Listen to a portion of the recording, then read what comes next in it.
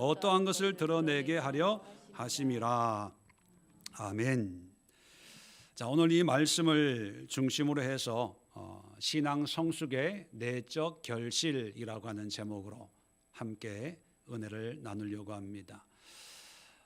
사도 바울이 어떤 사역을 하고 어떤 결실을 맺었는지는 따로 설명을 안 드려도 우리가 너무나 잘 알고 있습니다.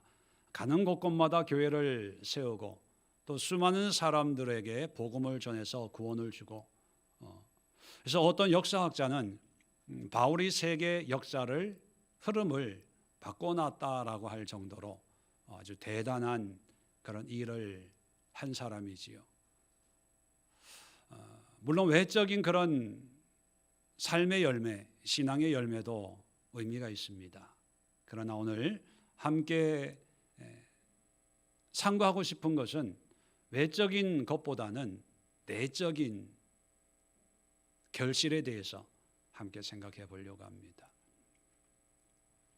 이제 가을이 되면 가을을 타는 사람들이 있습니다. 일명 추남들이지요. 가을을 탄다고 하는 의미 가운데 어쩌면 한 해를 살아오면서 내가 한 일이 무엇일까 되돌아볼 때 별로 없다라고 생각할 때 좀 마음이 허전해지고 뭘 했나, 무엇 때문에 살았나, 내가 무엇을 위해 이렇게 아둥바둥 살지라고 하는 그런 상념에 잠기는 분들이 있죠. 그럴 때 우리는 가을을 탄다 이런 표현을 씁니다. 지금 이 에베소에 나오는 바울도 뭐 가을을 타는 건 아니지만 아마 깊은 상념에 잠겨져 있을 것입니다. 왜냐하면 에베소서는 우리가 옥중서신이다 이렇게 표현을 합니다. 그것은 뭐냐면 로마 감옥에 갇혀 있을 때 쓴 편지이기 때문이지요. 그래서 바울의 사역을 보면 초기에는 아주 활발하게 복음 사역을 시작하다가 후반기에 오면 여러 가지 문제 때문에 옥에 갇히기도 하고 또 석방되기도 하고 또 갇히기도 하고 뭐 그러는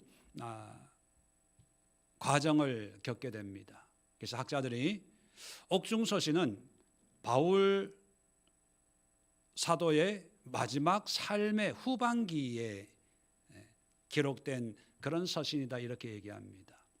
그렇게 보면 에베소서를 편지를 쓰고 있는 이 바울은 파란만장한 그런 삶을 살고 우여곡절을 겪으면서 복음을 전하다가 지금 로마 감옥에 갇혀서 기약 없는 그런 하루하루를 보내고 있습니다.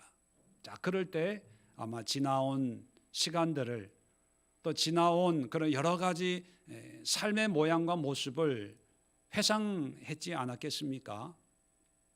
그 결과가 참 기쁘고 감사하면 좋겠지만 말씀드린 것처럼 일평생을 헌신했는데 지금 감옥에 갇혀 있어요. 또 옥중서신이다라고 하는 것이 뭐냐면 편지거든요. 에베소서만 있는 것이 아니라 골로새서도 있고 빌립보서도 있고 빌레몬서도 있고 또 고린도 디모데 후서도 옥중에서 쓴 마지막 서신이지요. 그런데 우리가 아는 것처럼 어느 교회에 편지를 썼다는 얘기는 그 교회가 편안할까요? 아니면 어떤 문제가 있었을까요? 문제가 있었기 때문에 편지를 쓰는 거죠. 그래서 바울은 저한테 편지를 안 썼어요. 왜? 저는 문제가 없었으니까. 그렇게 보면 한번 생각해 보세요. 여러분 입장을 바꿔놓고 생각하면 여러분 일평생을 하나님의 사역을 했는데 감옥에 갇혔어요. 매도 맞고 조롱도 당하면서 갇혀 있는데 또 내가 열심히 가르치고 양육하고 교회도 세운 그 교회가 이런 문제 저런 문제 머리 시끄럽게 그런 문제 좋다는 얘기는 안 들리고 누가 이랬어요 누가 저랬어요 뭐 교회가 갈라지려고 해요 그런 얘기를 들으면 여러분 같으면 이 또한 하나님의 은혜입니다 이렇게 생각하겠어요? 야, 참 내가 잘하고 있는 건가? 한다고 했는데 하나님 보시기에 잘한 걸까? 여러분, 전자의 느낌이 들겠어요? 후자의 느낌이 들겠어요? 여러분에게는 어떤 소회가 있을까요? 일반적으로 물론 여러분들 믿음이 아주 뛰어나기 때문에 할렐루야, 문제가 생겨도 이 또한 하나님의 은혜입니다 물론 하시겠지만 거의 일반적으로 보면 회의가 생길 수 있어요. 한다고 했는데 이게 전부일까? 과연 내가 하나님의 뜻 가운데 살아온 걸까? 이게 하나님의 역사일까? 이런저런 그런 상념에 빠지기가 쉽죠. 바울도 아마 그런 상황이 아니었을까 생각을 합니다. 자, 이럴 때 바울은 에베소서를 쓰면서 거기에 어떤 현재의 바울의 마음과 생각이 이 편지에 묻어 있습니다.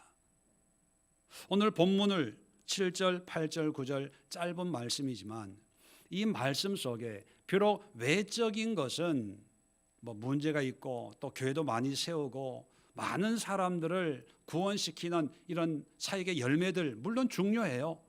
그런 거 있지만 이제 감옥에 갇혀 있는 사도 바울의 내면 속에 있는 신앙의 열매, 결실, 그것은 무엇일까? 우리가 지난주에 사도 바울의 침묵의 10년이라고 하는 그 기간을 한번 생각해 봤죠. 그런 10년 동안 이름 없이 준비해서 이제 일평생을 사역을 했는데 과연 바울의 내면에 맺혀 있는 그런 신앙의 결실, 열매는 무엇일까? 그걸 안다면 우리도 뭐 언제 하나님 앞에 설지 모르지만 또 아니 뭐 죽음을 전제로 해서가 아니라 우리의 신앙의 열매를 내 안에는 이런 열매를 맺어야 되겠다라고 하는 어떤 도전과 어떤 목표가 분명하게 또 밝혀지는 그런 시간이 아닌가 그런 생각을 합니다. 자, 그래서 첫 번째 7절을 한번 제가 다시 한번 읽어드리겠습니다. 이 복음을 위하여 그의 능력이 역사하시는 대로 내게 주신 하나님의 은혜의 선물을 따라 내가 일꾼이 되었노라. 자, 말씀드린 것처럼 로마 감옥에 갇혀 있습니다. 회의가 생길 수 있는데 바울은 하나님의 은혜의 선물을 따라 내가 일꾼이 되었다 이런 고백을 해요. 이 고백 속에는 후회하는 것이 있는 것이 아니고 회의가 생겼다기보다는 이럼에도 불구하고 나는 하나님의 일꾼이야. 그리고 내가 일꾼이 된 것은 하나님의 은혜의 선물로 된 것이야. 다시 말하면 하나님의 뜻으로 된 거야. 이런 고백을 하는 겁니다. 무슨 얘기냐 하면 환경적으로 보면 부정적인 요소들이 더 많아요. 감옥에 갇히고 힘들고 매맞고 교회들은 문제가 생기고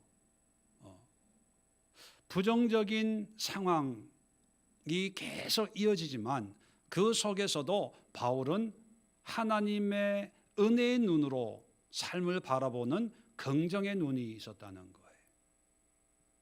그래서 저는 신앙 성숙의 내적인 결실의 첫 번째가 뭐냐 하면 긍정의 눈이다 그렇게 표현을 하고 싶습니다. 그렇다고 해서 그냥 좋은 게 좋아, 나쁜 거는 보지 않고 좋은 것만 보는 그런 긍정이 아니라 바울은 좋은 것도 나쁜 것도 다 수용하는 거예요. 포용하는 거예요. 포용력을 가지고 다 받아들이고 인정해요. 자기의 부족함도 인정하고 옥에 갇혀 있는 것도 인정하고 또 하나님의 일꾼인 것도 인정하고 하나님의 은혜 가운데 살고 있는 것도 인정하고 그 인정을 통해서 결론이 뭐냐 하면 나는 하나님의 일꾼입니다. 이런 고백을 하는 거예요. 자, 13절 한번 볼까요? 그러므로 너희에게 구하노니, 이제 에베소 교인들, 이 편지를 읽는 사람들에게 결론적으로 구하는 게 뭐냐면 너희를 위한 나의 여러 환난에 대하여 낙심하지 말라. 이는 너의 영광이니라. 좀 부끄럽고 창피할 수도 있는데 내가 감옥에 가 있는 것을 교인들이 알면 시험 들지 않을까 뭐 이렇게 생각할 수도 있을 텐데 나의 여러 환난에 대하여 염려하지 마십시오. 오히려 이런 것이 여러분들에게 영광입니다. 아주 당당하고 담대하게 자기의 모든 것을 보여주고 있다는 것입니다.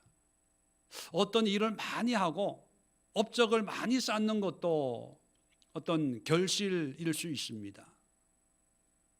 그런데 내면의 결실은 뭐냐면 내 모습과 형편이 남들 보기에는 초라하고 비참하고 가진 것이 없고 또 살아온 그 삶의 여정이 뭐 비교할 수 없이 초라하고 아무것도 아니다 하더라도 그럼에도 불구하고 이 또한 하나님의 은혜로 내가 살아온 겁니다라고 내 삶을 내가 긍정의 눈으로 볼 수 있는 그런 신앙이라면 아마 하나님도 기뻐하지 않을까 그런 생각을 합니다. 빌립보서도 옥중서신인데 빌립보 4장 12절에 이런 고백을 합니다. 나는 비천에 처할 줄도 알고 풍부에 처할 줄도 알아. 모든 일 곧 배부름과 배고픔과 풍부와 궁핍에도 처할 줄 아는 일치의 비결을 배웠노라. 여러분, 세상은 가난에 처하면 비참하다고 느낍니다. 반대로 부자가 되면 성공했다고 이야기를 해요. 근데 사도 바울은 가난에도 처하고 또 조롱과 비난을 받는 그런 환경에도 처하고 반대로 풍부에도 처하고, 그러니까 모든 환경, 모든 상황에 있더라도 나는 그걸 통해서 늘 배우니까 이제는 이 나이쯤 되니까 이제 환경이 좋냐 안 좋냐 여기에 흔들리지 않고 어떤 모습, 어떤 상황이든지 나는 다 하나님의 뜻 가운데 하나님의 일꾼으로 살아낼 수 있는 비결을 나는 배워서 이런 고백을 하고 있다는 것입니다. 그것은 좋고 안 좋고를 분리하는 게 아니에요.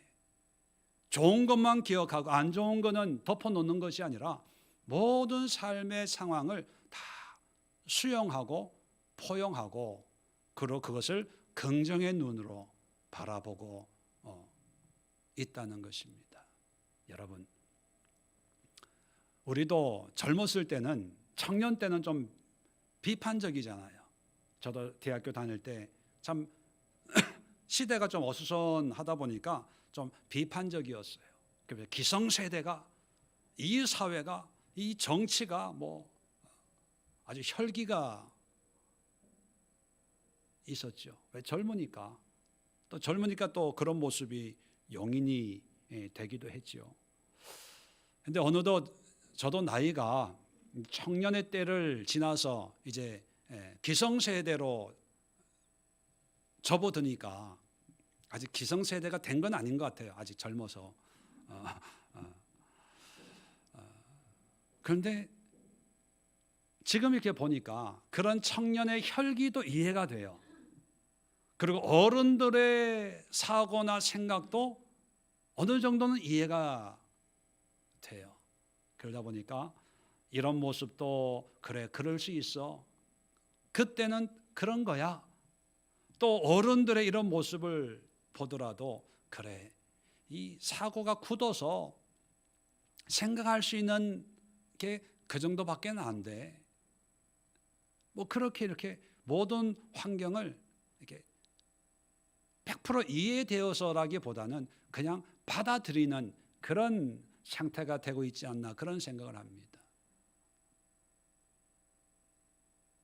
혹 가다가 집사람이 뉴스를 보다가 막 흥분할 때가 있어요. 정치 이런 뉴스.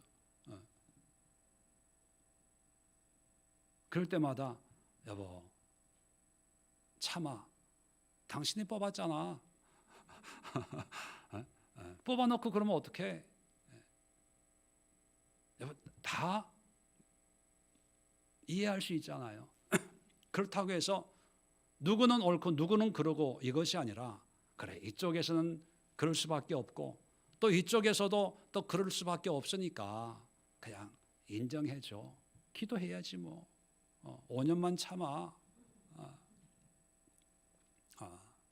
여러분 우리 신앙에도 옳고 나쁨의 분별은 분명 있어야 되겠죠. 모든 게 좋은 건 그렇게 되면 안 되겠죠. 그런데 신앙의 성숙이 이제 무르익고 성숙의 결실을 맺혀지면 좋은 것은 물론 좋겠지만 안 좋은 것도 부정적인 관점에서 바라보는 것이 아니라 하나님의 관점에서 바라보면서 하나님의 긍정의 눈으로 우리도 바라볼 수 있는 그런 넉넉하고 따뜻하고 그리고 담대하고 또 환경을 초월하는 그런 신앙의 고백이 우리에게도 임하면 얼마나 좋을까 그런 생각을 합니다. 다윗도 시편 23편을 보면 여호와는 나의 목자시니 내게 부족함이 없으리로다 그런 고백을 하지요. 이 시편 23편을 기록하고 있는 그 배경이 다윗이 왕이 되어서 왕으로서 노래하는 것이 아니라 많은 학자들이 왕이 되기 전에 목자로서 광야에서 양을 칠 때나 아니면 내가 사망의 음침한 골짜기를 다닐지라도 하는 걸 보면 어떤 쫓겨서 광야를 방황할 때 이 23편을 쓴 게 아니냐 이렇게 말하는 학자들이 있습니다. 그렇게 보면 환경이 어렵다는 거죠. 그 어려운 환경에서 어려움을 노래하는 것이 아니라 하나님을 노래하고 감사를 노래하고 비록 내가 사망의 음침한 골짜기를 지나고 있지만 나는 두려워하지 않습니다. 하나님의 지팡이와 막대기가 나를 지켜줄 줄로 믿습니다. 그러면서 어떤 고백으로 마칩니까? 내 잔이 넘치나이다. 여러분 이게 신앙의 성숙한 모습입니다. 부자고 돈이 있고 권력이 있고 내 삶이 행복해서 기쁨과 감사의 고백은 이거는 자연스러운 결과지요. 결과는 원인이 있으면 자동적으로 맺히는 겁니다. 근데 열매는 뭐냐면 땀 흘려야 되는 거죠. 키워야 되는 거예요. 우리 신앙의 성숙을 통해서 맺혀질 내면의 결실을 여러분도 긍정의 눈을 가질 수 있도록 여러분의 신앙을 키우고 성숙시키는 그런 수고를 우리 다 함께 할 수 있기를 바랍니다. 자, 두 번째 결실이 8절에 나와 있는데요. 모든 성도 중에 지극히 작은 자보다 더 작은 나에게 이 은혜를 주신 것은, 자, 자기 자신을 표현하는데 지극히 작은 자보다 더 작은 나에게 이런 표현을 해요. 원래 바울은 아주 혈기왕성하고 용이 주도한 그런 청년이었습니다. 우리가 잘 아는 것처럼 다메섹 도상에서 예수님을 만나기 전에 바울은 태어나면서부터 로마 시민권을 가질 정도의 그런 환경을 가지고 있었습니다.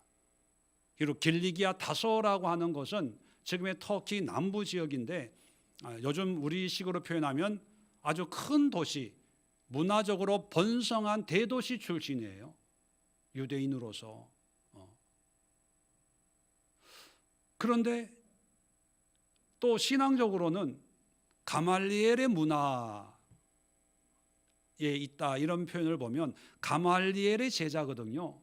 이 가말리엘은 성경에도 나오는 것처럼 산헤드린, 요즘식으로 얘기하면 국회의원 같은 그런 종교 지도자였고 당대에 아주 유명한 그런 선생님이었습니다. 다시 말하면 최고 학부를 공부를 했다는 거지요. 그리고 바리새인이었다. 아주 율법에 대해서는 흠이 없을 정도로 완전함을 추구했던 그런 삶이었다는 거예요. 그리고 얼마나 열심히였습니까? 청년으로서 대제사장에게 예수님을 믿는 사람을 잡아올 수 있는 체포 영장을 주세요라고 당당하게 요구할 정도로 아주 용이 주도한 그런 청년이었습니다. 뭐 부족함이 없는 그런 스펙을 가지고 있던 사람이지요. 자, 이런 사람이, 자신만만한 이 청년이 다메섹을 향해서 가다가 예수님을 만났어요. 우리가 지난주에 잠깐 살펴보았죠. 자, 그런데 여러분, 예수님을 만나서 예수가 하나님의 아들인 것을 알고 신앙생활을 하고 전도자가 됐지만, 믿음은 생겼지만 성격은 금방 바뀔까요? 여러분, 성격, 예수 믿는 순간 성격 바뀐 분만 아멘. 출식 형제는 성격 바뀌었어?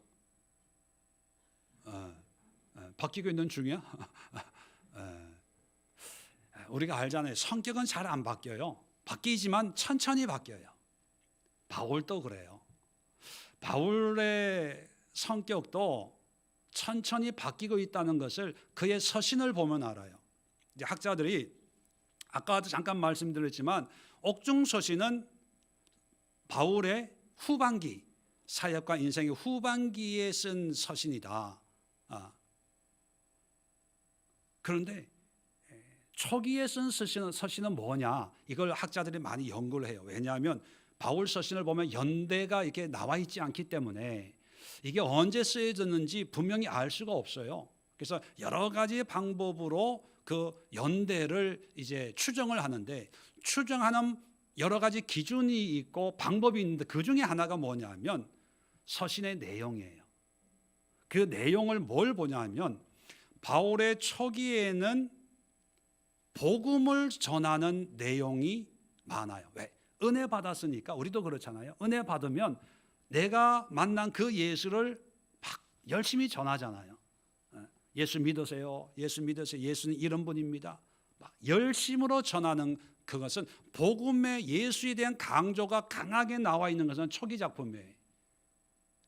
근데 후기로 가면 갈수록 뭐에 대해서 많이 얘기하냐면 교회에 대해서, 이미 모여있는 사람들에게 예수를 믿는 사람들은 어떻게 신앙생활을 해야 될까? 믿음의 도리에 대해서 얘기하는 것은 이제 사역이 어느 정도 무르익고 교회가 어느 정도 체계를 갖춘 다음에 교회 생활에 관한 내용을 가르치는 거니까 이것은 아마 후기다, 이런 기준으로 이걸 나눠요. 자, 그렇게 보면 바울의 서신의 초기 작품이 뭐냐? 갈라디아서예요.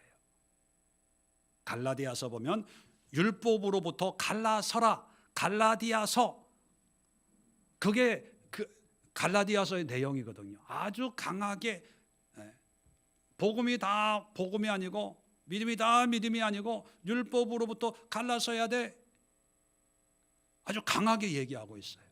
그걸 보면 초기 작품인데, 자, 초기 작품의 바울의 모습을 우리 에베소 바로 앞에 가면 갈라디아서거든요. 자, 2장을 한번 열어보세요.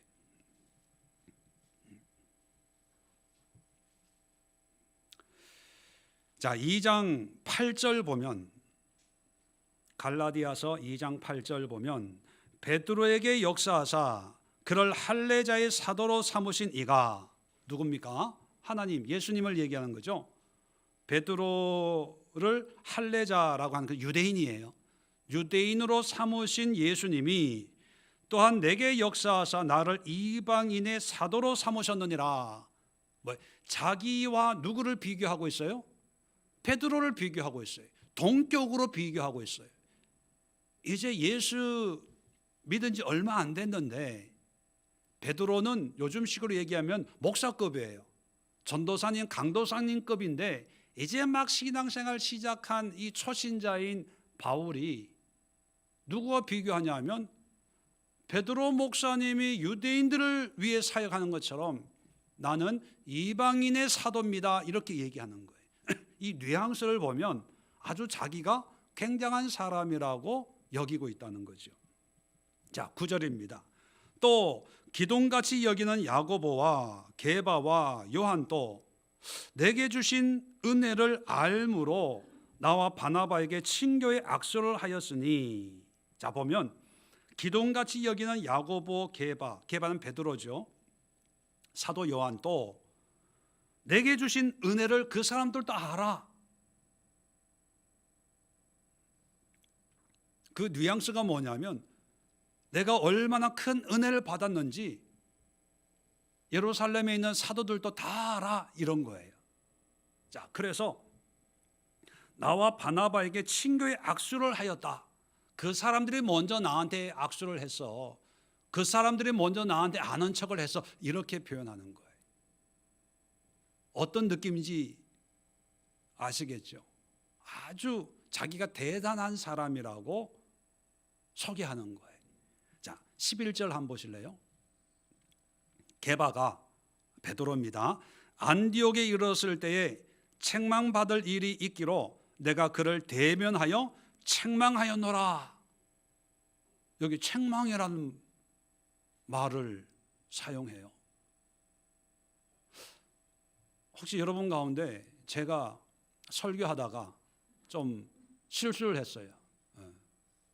아브라함이 이삭을 낳았다고 얘기해야 되는데 얘기하다 보니까 급해가지고 이삭이 아브라함을 낳았다. 예배 끝나고 목사님 신학 어디서 하셨어요? 그러면 여러분 제 입장이 뭐가 되는 거예요? 이거 참 난감하잖아요. 또 그렇게 해서도 안 되잖아요. 그렇죠? 목사님 오늘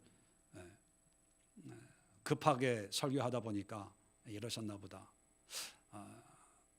며칠 전에도 설교를 여러 가지를 하고 뭐 말씀의 집, 마가복음, 또 신학교 준비도 하고 설교 준비도 하고 하다 머리가 헷갈려 가지고 금요 예배인지 어디 있는지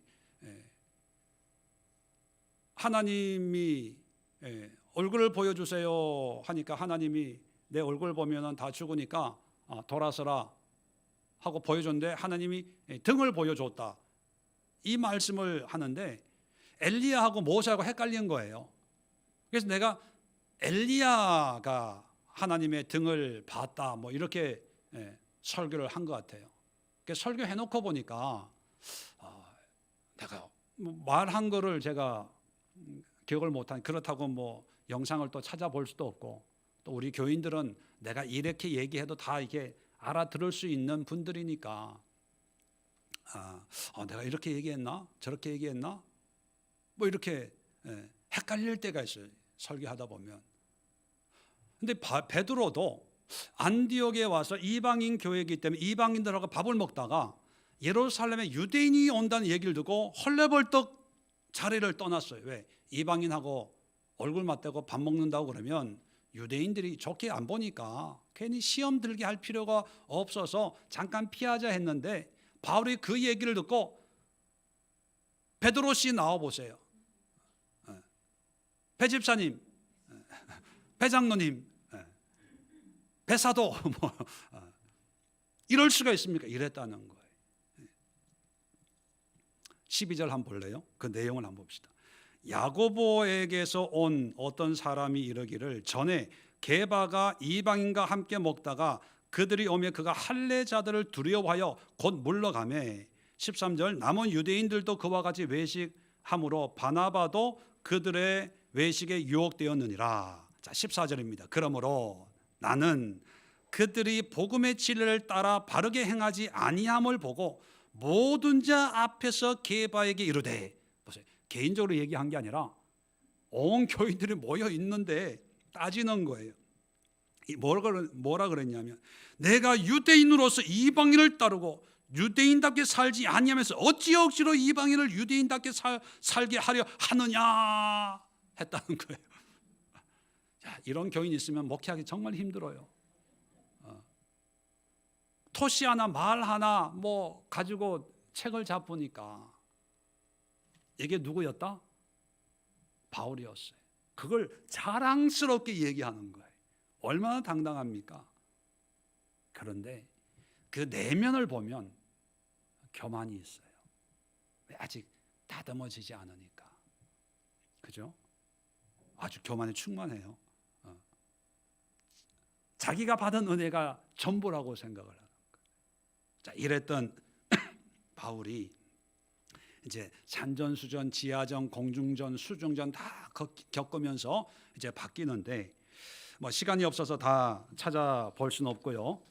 고린도 후서를 보면 12장에 보면 자기의 간증을 하는 장면이 나옵니다. 삼층천을 경험한 그 은혜를 간증하는데 어떻게 간증하냐 면 12장 1절 2절 보면, 무익하나마 내가 부득불 자랑하노니 주의 환상과 계시를 말하리라. 내가 그리스도 안에 있는 한 사람을 아노니 그는 14년 전에 셋째 하늘에 이끌려간 자라. 그리스도 안에 한 사람을 안대요. 이 사람이 누굽니까? 사실은 자기 자신이에요. 내가 이런 경험을 했습니다. 옛날 같으면 이렇게 얘기했을 거예요. 그런데 이제 깎아지다 보니까 부득불 이런 간증을 안 하고 싶은데 여러분의 유익을 위해서 어쩔 수 없이 하는데, 어떤 한 사람이 있었어요. 14년 전에 3층 천을 하나님의 성령에 이끌려서 경험을 했대요. 글쎄. 근데 사실 그게 자기 자신이거든요.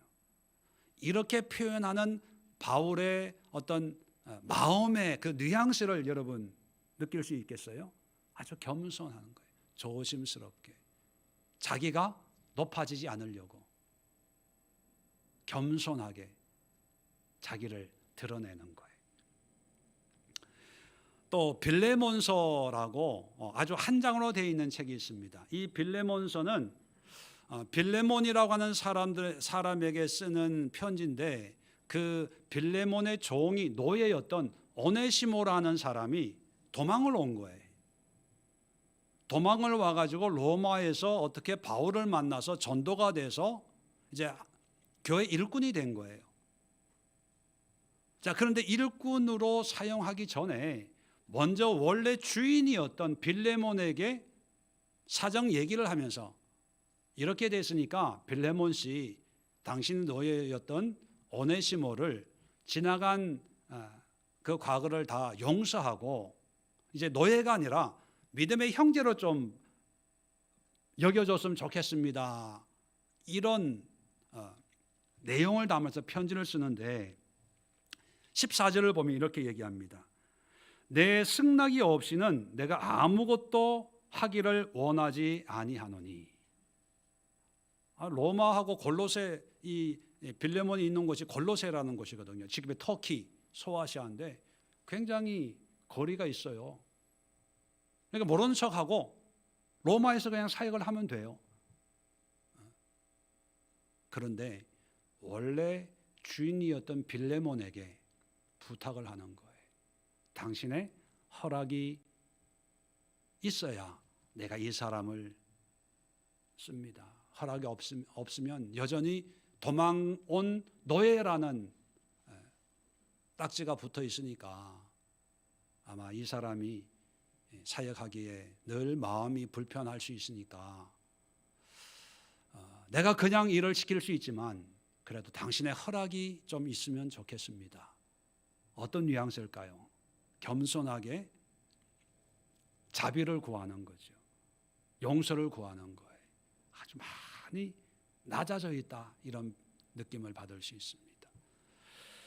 그리고 한 가지 더, 디모데전서 1장 13절에 보면 디모데전서 후서도 바울의 마지막 사역기에 쓴 편지거든요. 자기를 소개하는데 어떻게 소개하냐면, 내가 전에는 비방자요 박해자요 폭행자였으나 도리어 긍휼을 입은 것은 내가 믿지 아니할 때에 알지 못하고 행하였습니다. 사람들에게, 교인들에게, 담임 목사로서 또는 믿음의 아들인 디모데에게 어떤 나의 권위를 세우기 위해서 나의 어떤 학력을 얘기할 수도 있어요. 내가 무슨 공부를 하고 어떤 경험을 하고 어떻게 그러니까 나 잘 섬겨, 이렇게 얘기할 수 있어요. 그런데 자기의 아픈 과거, 부끄러운 과거를 스스럼 없이 비방자요 박해자요 폭행자요, 그리고 15절에 보면 죄인 중에 내가 괴순이라, 이런 고백을 해요. 전혀 높아지려고 하는 그런 의도가 보이지 않고 다 낮아진 거예요. 초기의 그 느낌과 사역 후반기의 느낌이 다르다는 것을 아마 느낄 수가 있습니다. 겸손이란 뭘까요? 국어사전이나 일반적인 의미는 자신을 낮추고 낮아져서 상대방을 높이는 게 겸손이다, 아마 이런 부류의 어떤 의미를 가지고 있을 것입니다. 그런데 맞는 의미지만 진정한 겸손에 관해서 한 가지 중요한 게 빠져 있어요. 낮아지는 거 맞아요. 자기 낮추는 거 맞아요. 남을 나보다 낮게 여기는 거 맞아요. 근데 중요한 게 빠져 있어요. 결정적인 게 뭐냐면, 내가 마땅히 자격이 있지만, 그게 빠져 있어요. 바울이 지금 일평생을 사역을 하면서 마땅히 하나님의 인정과 교인들의 인정을 받을 자격이 있어요. 그런데도 낮추는 거예요. 이게 겸손이에요. 좀 더 쉽게 표현을 하면 이런 걸 생각하면 좋을 것 같아요. 시험 공부를 열심히 해서 내가 100점을 맞았어요.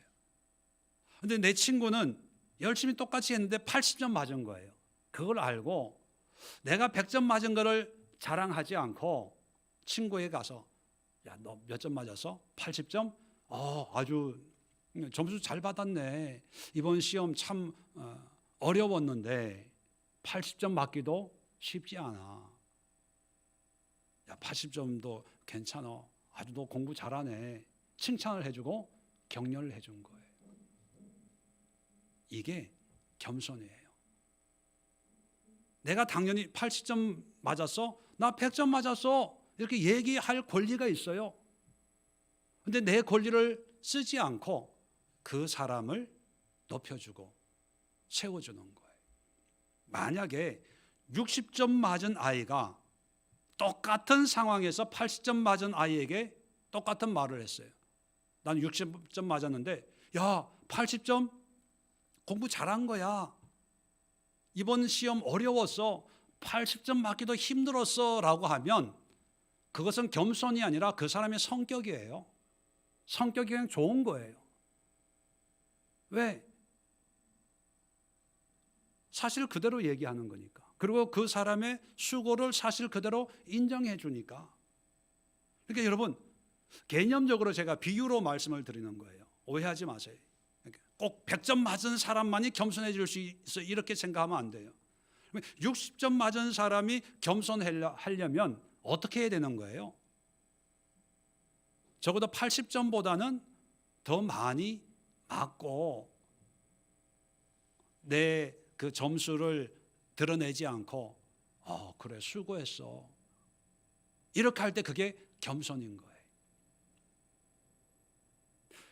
낮아진다는 것은 내가 높이 있어서 당연히 그 권리를 누릴 수 있는 자격과 권리가 있지만 나는 그 권리를 포기하고 난 낮아질 거야. 이게 겸손의 개념이거든요. 근데 많은 사람들이 이 겸손을 그냥 사양지심, 사양하는 것, 겸양지심, 그냥 아니에요, 못해요, 아니 별 말씀을요, 뭐 이런 것을 겸손이라고 생각을 해요. 성경적인 겸손은 뭐냐면 내가 그 사람보다 더 위에 있는 상태, 이것은 위에 있다는 것을 꼭 물질적으로 지위적으로 생각하지 마시고 마음이 더 넓다든지 생각을 더 깊이 한다든지 더 많은 배려를 한다든지 더 많은 어떤 사고나 어떤 생각을 한다든지 뭐 기타 등등이에요. 그 사람보다 내가 더 높은 상태에 올라가 있어야 내가 겸손해질 수 있는 거예요. 근데 우리 신앙적으로 겸손하려면 내가 더 많은 은혜와 말씀과 하나님의 긍휼과 사랑 이런 거를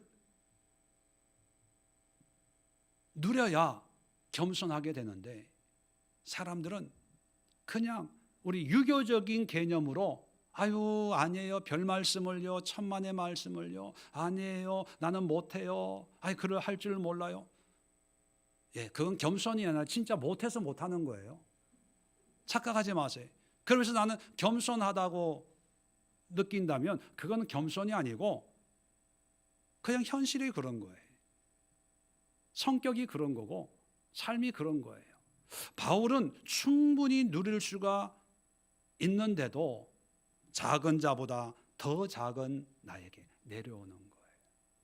여러분 결실이 뭐냐면 믿음의 결실이 뭐냐면 하나님의 은혜를 누려요. 근데 그 은혜를 다 쓰지 않는 거예요. 여러분 황금 비율이라고 하는 말이 있잖아요. 황금 비율. 그 황금 비율이라고 하는 그 비율 자체가 100%가 아니라는 얘기예요. 그러면 황금 비율이 몇 %쯤 될까요, 여러분? 그 숫자적으로 계산해 놓은 게 있는데 그게 한 67% 정도 돼요. 그 얘기는 뭐냐면 우리가 100% 완벽한 것이 아름다운 게 아니라 100%가 아니라 한 60%나 70%를 채우는 게 가장 아름다운 모습이라는 거예요. 그러니까 30%의 비움, 이게 겸손이에요. 내가 다 채울 수 있어요. 100% 할 수가 있어요. 그런데 다른 사람을 위해서 한 30-40%는 비워놓는 거, 낮아지는 거, 이게 겸손입니다.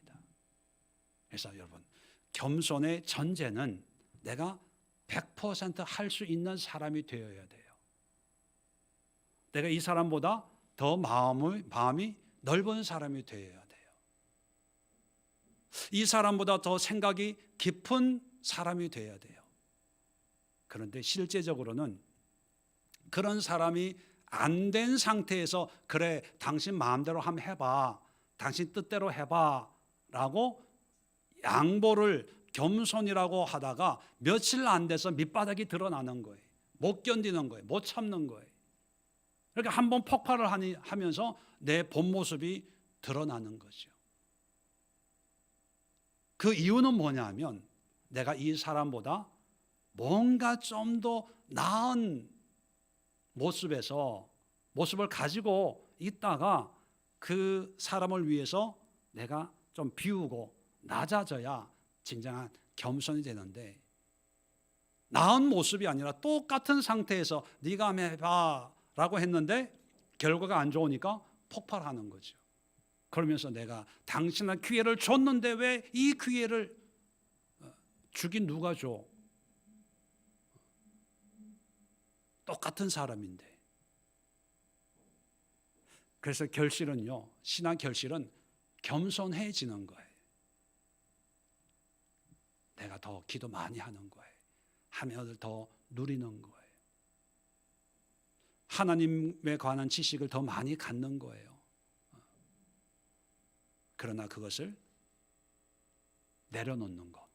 자, 마지막으로 9절에 보면 영원부터 만물을 창조하신 하나님 속에 감추어졌던 비밀의 경륜이 어떠한 것을 드러내게 하려 하심이라. 마지막으로 바울의 내적 결실은 뭐냐면 갈망입니다. 갈망, 소망이에요. 근데 갈망인데 뭐에 대한 갈망이냐? 하나님에 대한 갈망이에요. 자, 여기 보면 그 비밀의 경륜이라는 말을 사용해요. 이 경륜이라는 말이 뭐냐면 어떤 지식적인 하나님은 이런 분이야, 또 체계적이고 논리적으로 하나님은 이렇고 그게 아니라 경륜이라고 하는 것은 섭리거든요. 섭리. 하나님이 어떤 분인가, 어떻게 일하는가, 논리적으로 체계적으로 학문적으로 하나님에 대해서는 알지 못하지만 살면서 경험한 하나님의 모습, 내가 체험했던 하나님의 모습은 이렇게 역사하는 하나님이 아닐까? 그런 의미의 표현이 경륜이라는 표현을 써요. 2장에도 보면 2장 2절에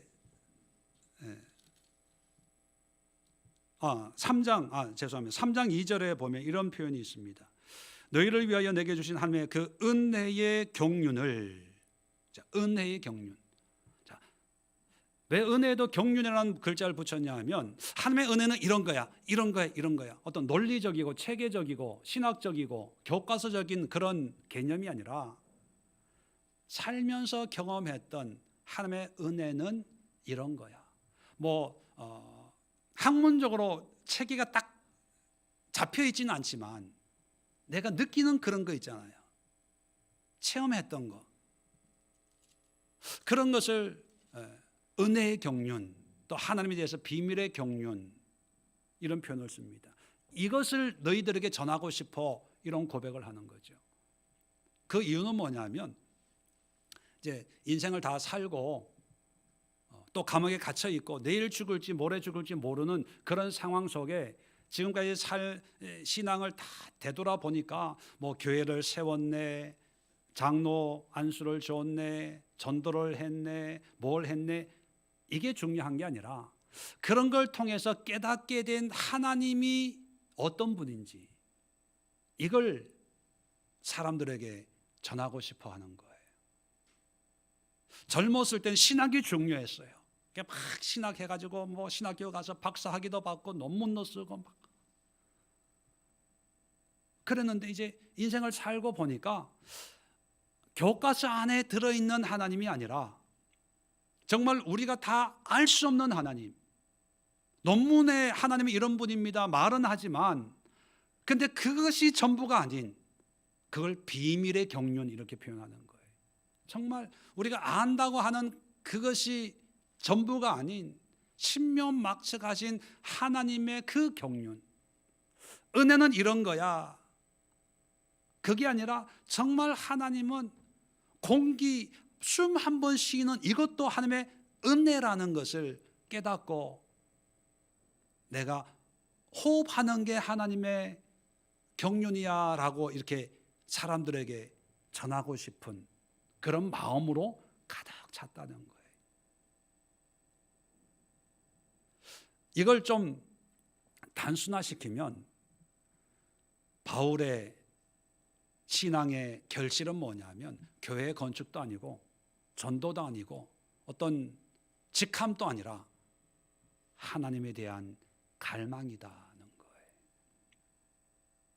하나님을 더 알고 싶고 하나님과 더 함께하고 싶고 다 알 수 없는 비밀의 경륜, 측량할 수 없는 하나님의 은혜의 경륜을 더 맛보고 싶고 더 전하고 싶은, 그거 외에는 어떤 의미도 없는 그런 모습, 그게 성숙한 신앙의 결실입니다. 많은 학자들이 고린도후서에서 얘기하고 있는 사탄의 사자, 육신의 가시, 질병이 바울이 있었죠. 근데 많은 학자들이 뭐 간질이다라고 하는 분도 있고, 또 성경적인 근거로는 안질, 눈에 어떤 어려움이 있었을 것이다 그렇게 얘기합니다. 왜냐하면 갈라디아서를 보면 내가 큰 글자로 너에게 쓰노니, 글자를 크게 쓴다, 잘 안 보여서 그렇게 쓴다는 표현일 거다 이렇게 해석을 하고, 또 어떤 성경에 보면 너희가 나를 얼마나 사랑하는지 너희가 나에게 눈이라도 띄워 주었을 것이다 이런 표현을 써요.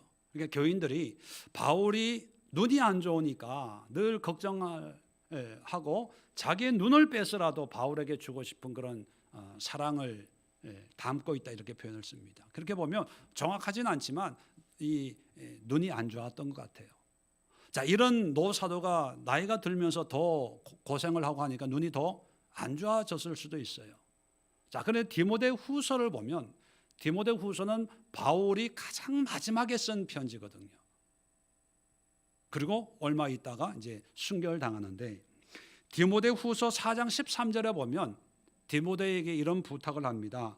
내가 올 때에 내가 드로아 가보의 집에 둔 겉옷을 가지고 오고, 또 책은 특별히 가죽종이에 쓴 것을 가져오라. 여기서 책이라고 하는 것을 성경이라고 얘기합니다. 성경에 관한. 그러면 이렇게 생각할 수 있어요. 눈도 잘 안 보이는데 이제는 좀 쉴만도 하고 그렇잖아요. 근데 눈도 안 보이는데 무슨 또 책을 봐요? 그건 뭐냐면 하나님에 대한 갈망이라는 거예요. 갈망. 잘 안 보이는데도 보고 싶어서, 야, 가죽 종이에 쓴 책을 가지고 와라.